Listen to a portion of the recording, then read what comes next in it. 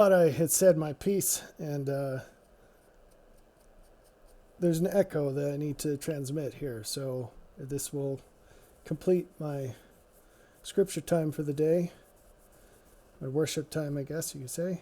I got up at 3, and after this, it'll be time to go to work. So I've consumed my whole morning making videos. This is the danger of me opening my mouth at all. I don't end up getting to writing, which is more important. So just to sort of explain the way things work. All right, so I'm going to tell you some really important things here. So you should bookmark this and listen to it again for sure. And I do say important things often, and I don't preface them. In fact, a lot of times in the books, you'll just see a sentence tucked away somewhere that has tremendous import, but I don't even call attention to it. And that's intentional. There are reasons. But here's the idea. So someone a few weeks ago wrote to me, and we had this conversation. The point, though, the salient aspect of that is that he was describing his disappointment in a relationship he had with a guy who he said turns out he was just, quote, another man in a white robe. And that got me thinking about a whole lot. First and foremost, so like I said, this is a couple weeks ago. Been percolating on it since then. I don't think I've said or written anything about it. The first thought is that he was alluding to Lehi's vision of the tree of life, the majority of which has not been publicly, the majority of the information content in that vision has not publicly been addressed by anyone that I'm aware of. And I find so little value in what has been said relative to that I'm not sure it's even worth looking at. But he was alluding to this idea, and I'm not about to lay it out, so spoiler alert, but I'll give you a little nugget. He was alluding to the fact that in the vision, Lehi followed this guy in a white robe for a long time, and then the guy disappeared, and he was in just this darkness. And so the person who wrote me this email was suggesting that he had experienced a bait and switch where a guy presented potential value but then turned out to not have what he thought. So again, not really addressing that vision at all, because there's a whole lot to talk about there that's important. But there's a lot of prerequisites. This idea of following a guy in a white robe. So what I said to him, I should read the email, but I'm not going to, what I wrote back. But my recollection of the essence of what I wrote back was, the problem's not the white robe or the guy in it. The problem isn't even with the idea that we ought to, quote unquote, follow people in white robes.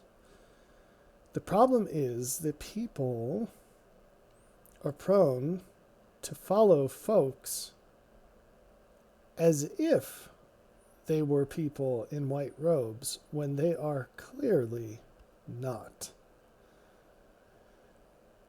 So, the problem isn't in having shepherds. The problem is that people who are obviously wolves are treated as if they were shepherds. And people who are sheep are treated as if they're shepherds. And those are different problems, but they're both problematic. So, this video is not about, quote-unquote, following people. What it is about is this theme of value that we've been going on about. I've been going on about for 5 hours now. These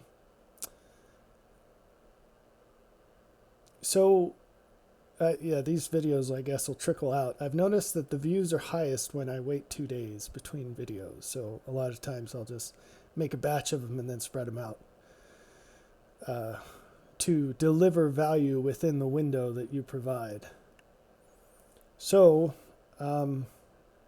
which is what God does with us.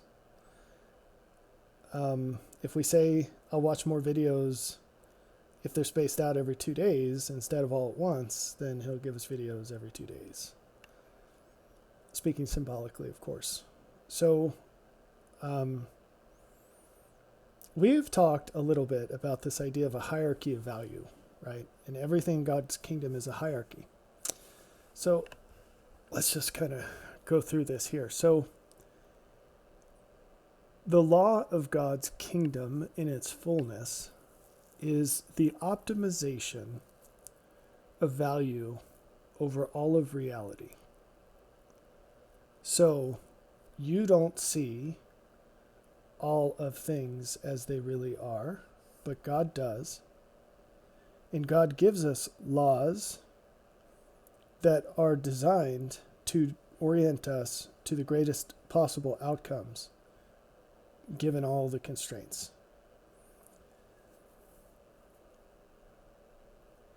If, to the extent that you discover this law,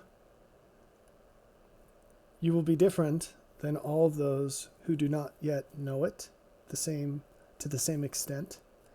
And certainly you'll be different to those who do not yet live it to that extent. And it causes a lot of strife, because you'd think that someone doing something better that's designed for the benefit of all mankind, you'd think that that wouldn't rub people the wrong way, but it does. And then in the extreme, they try to kill the folks who do that. But up to that point, they'll make their lives as difficult as possible. So, and there are reasons for that. That's not the point of this. So what we have is there's a connection, there's some sort of relationship between the level of law that you live in the world you're in, and the level of law that you live and how those things interact. There's a relationship there. If you try to live a higher law in a lower world, there are going to be conflicts. They're unavoidable. Now, we are instructed to live a higher law in a lower world for many reasons. One, to demonstrate that law to others who are not willing to obtain it the same way we are, through faith and suffering, unmerited suffering. Two, and wisdom. Two, the law is, the way things work is that the sooner you live that law, the greater the joy you will have when everything comes up to that level. I hope this is making sense. So this is the parable of the 10 virgins, where, Jesus says, you don't know when I'm coming again, but you better live your life in a way so that when I do, I find you doing what I told you to do. Right? And that's not so that he can whip you if you haven't done the right thing or whatever. It's so that you are best equipped to extract the greatest value when things, it's not reversion, when things are revealed for what they really are. That's that day. It's when God's judgment, in the fullness, it's when God's judgment is poured out, which judgment is only a negative thing if you've done the wrong thing. For those who've done the right thing, judgment comes in the form of a blessing. So when God, it's like a snap to grid. Have you ever used like a design program and they have a feature where you click it and it snaps all of your images and things, it snaps it to a grid so it's all organized? Judgment Day is a snap to grid, and quite a few people are going to be in a place where the snap to grid results in the loss of everything they valued. But some people, to varying degrees, are going to be in a place where the snap to grid results in their blessing. Some people will receive all things in that day. So, all joy. Let's just leave it at that. They'll be filled with joy. Many people will be filled with joy. And different people will have different capacity for joy in that day. just like they do right now. So, our task is to find and live that law that's optimized for when things are revealed as they really are in the fullness, which will happen in the day of resurrection, but it will happen in different forms for many before that, to different extents. You can have a judgment day in your life when a loved one dies, or when you suddenly lose your job, or when you find out your spouse has been cheating on you for 10 years, or when you're in a car accident and your legs don't work anymore, or whatever. These are all judgment days because they are all the revelation of things as they really are. And it's not that in things that as they really are, you don't have a son, or your legs don't work, or your spouse is cheating on you. It's that all of these things happen in reality, and there's abundant evidence of that. But you've chosen to live your life in a way where you pretend that that doesn't happen. Like cancer. It's like, we all know that happens, but it's not going to happen to me till it does. And then what changes do you have to make in your life so that you don't get your joy stolen from that situation? So you're not overcome by what is. So, in that sense, we're looking for a man in a white robe. Symbolically, these are all the same thing. We're looking towards a higher part of the hierarchy for our meaning and our value and our law. And I just explained the law part, knowing full well that what we're looking for is not what's common. The question is, how thoroughly do you apply that in your life day to day? Because for most people, even those who have an inkling of what I've said, of course, no one could say what I just said that I've ever met so far. But those who have an inkling of these themes, do they live across the board in their life in accordance with them? The answer is a resounding no. You may or may not realize that, but it's a no. So what changes have to be made to reconcile all of that? Well, now let's go back to the white robe thing. We believe that God is real and that he is a fullness of what can be. He is the source and epitome of good. And if you believe the scriptures, you believe that there is a hierarchy of people in his kingdom, and that these people are not the same in the amount of light and truth that they carry. And we believe that there are ways that a person can ascend and descend in how much light they have. And we believe that God's purpose is to provide every means whereby man can perceive, receive, and value as much of what God has to give as he chooses. That is very important. That's the purpose. If you had to boil down the purpose of creation into one thing, it's to provide a way whereby every person can perceive, receive, and value as much of what God has as he or she is willing to. In other words, to provide such a framework, such a situation for each person that any limitation in that is fully their choice. It is an enormously important idea. That is the purpose of creation in one sentence. That's the best way I can put it as far as my current understanding goes. And it explains a lot. So, the problem isn't that you believe in the idea of a man in a white robe, which is, so to connect the dots for people who are following along, there's a hierarchy, and there are things and people who have greater light, truth, goodness, value, love, beauty, etc. Whatever. If it's of worth, there's a hierarchy, and there are differences in people, situations, and things, and there's an ideal. And that's not the problem. Believing that will get you greater joy than any other way of characterizing it. Reality. That's the hierarchical approach is the greatest vehicle for attaining greater joy, as far as I've ever experienced, thought of, heard, any reason to believe anything different. The problem is we try to live in a hierarchical world at the same time is squishing all that down. And what do I mean by that? You go to a church where you spend hours listening to a person teach you about the gospel, quote unquote, while simultaneously believing that you and that person are the same.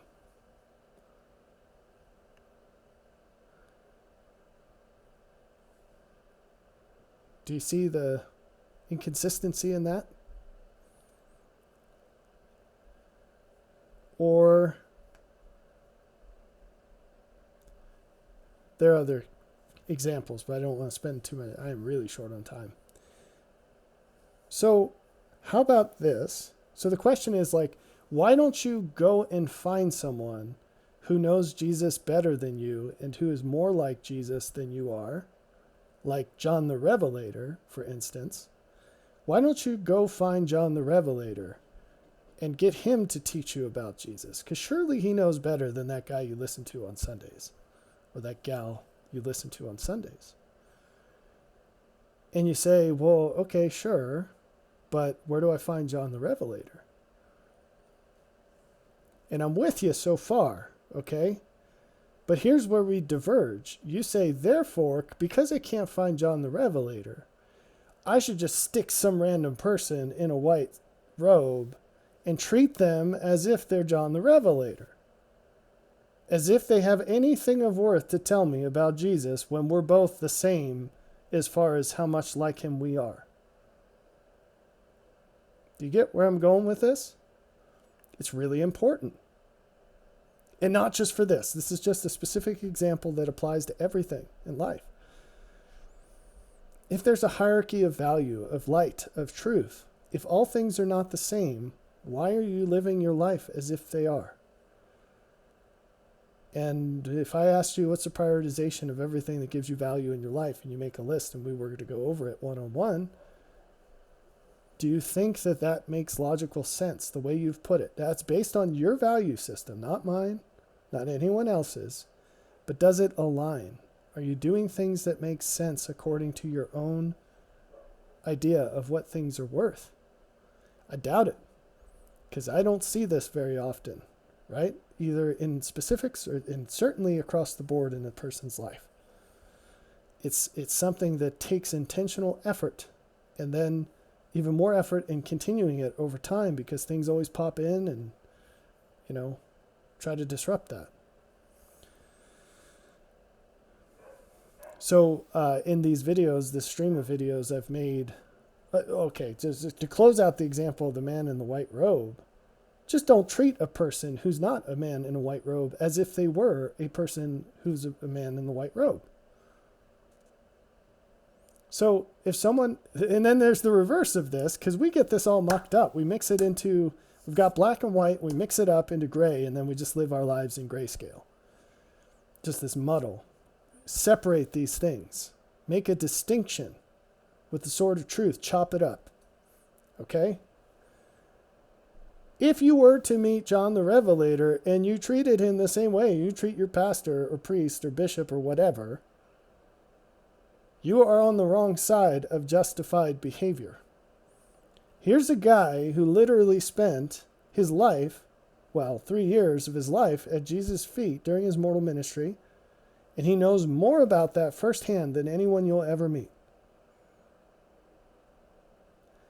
And he happens to have been walking the earth since then, so he's probably also sort of definitively the wisest person you'll ever meet. Because that's a lot of time to spend having experiences and learning and whatever. He also happens to be the beloved disciple, which means he has a status with the Lord for a reason.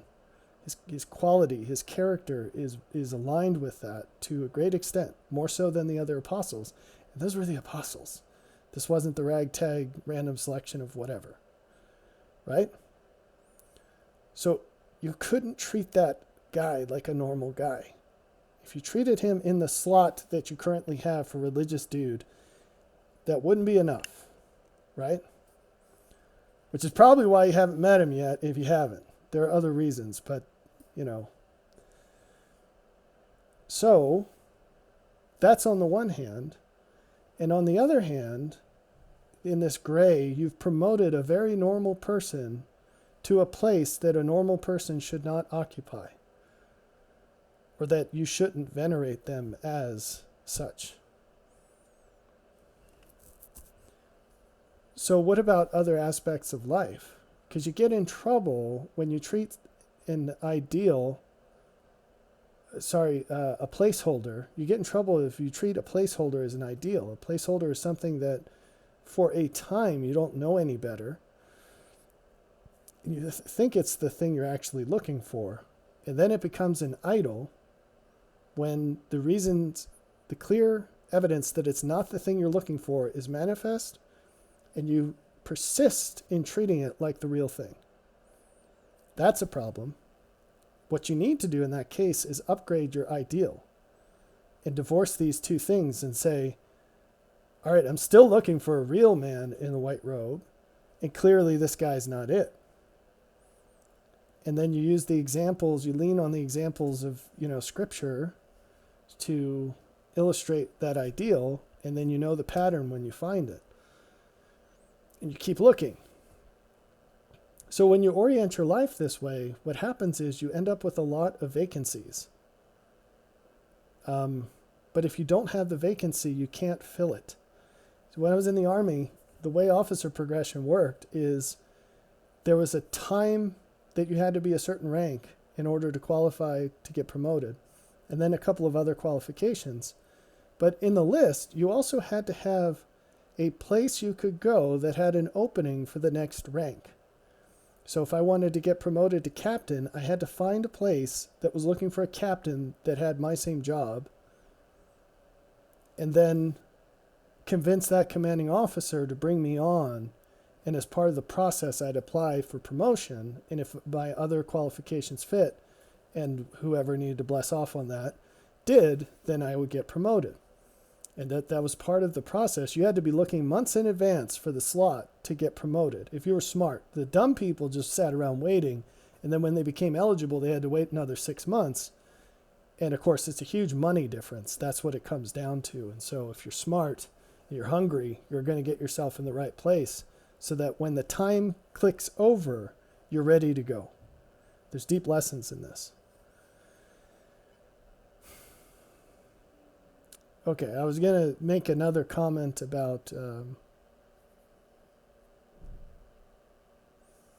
another idea, but I think I'll save that for another day. So, closing this out, I should make a note because I'll forget to type that up. Closing this out, I want to apply this to the theme of spouse selection because we've been dwelling on that as a specific example through these videos.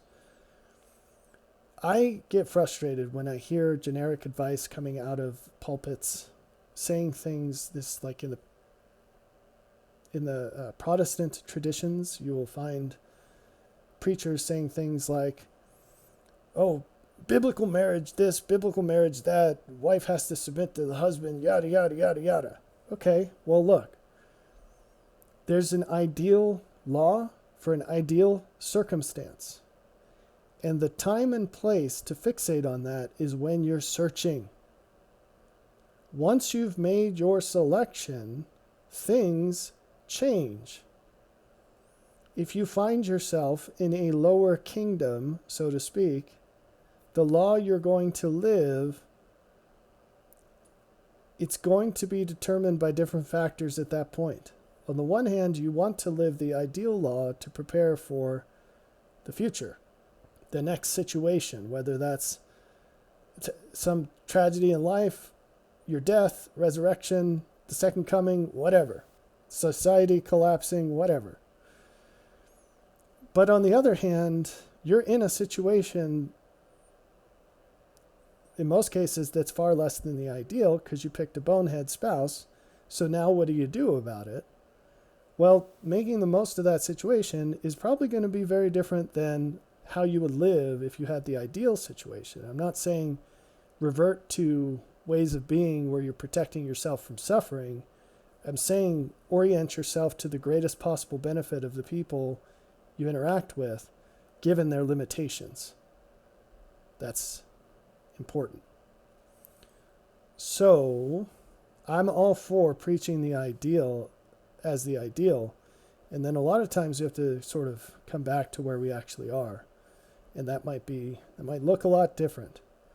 So instead of preaching so loudly about, in an ideal situation, this is how your marriage should work, I think these guys ought to be saying, look for a man or a woman where doing the ideal thing would be the best idea.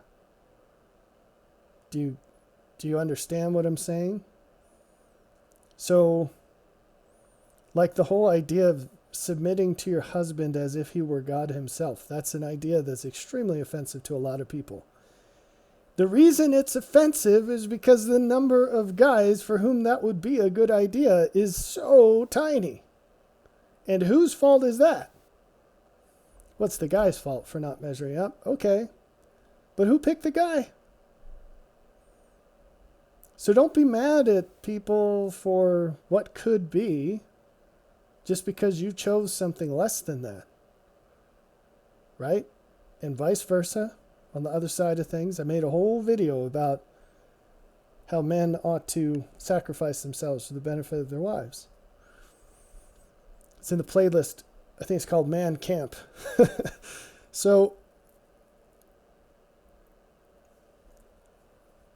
you should familiarize yourself with the law of the celestial kingdom. It's vital. You should live your life according to everything you learn. And if you are in a position where you're making choices that change the people you're around, your environment. So marriage is a huge one. Career, even friendships and work. Orient yourself as much as you can so that living the highest law you know would be exactly the right thing to do in that case.